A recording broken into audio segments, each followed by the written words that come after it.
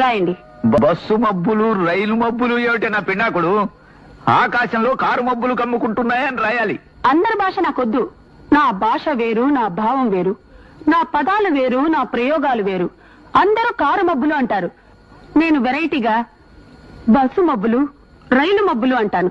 రాయండి. చెప్పు.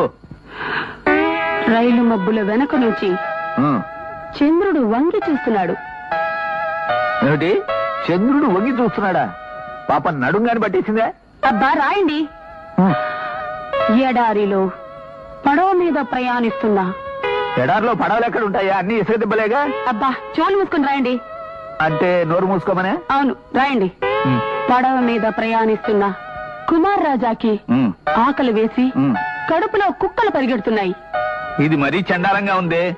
ఎవరికన్నా ఆకలిస్తే కడుపులో ఎలికలు పరిగెడుతున్నాయని రాయడం రివాజు. నాకు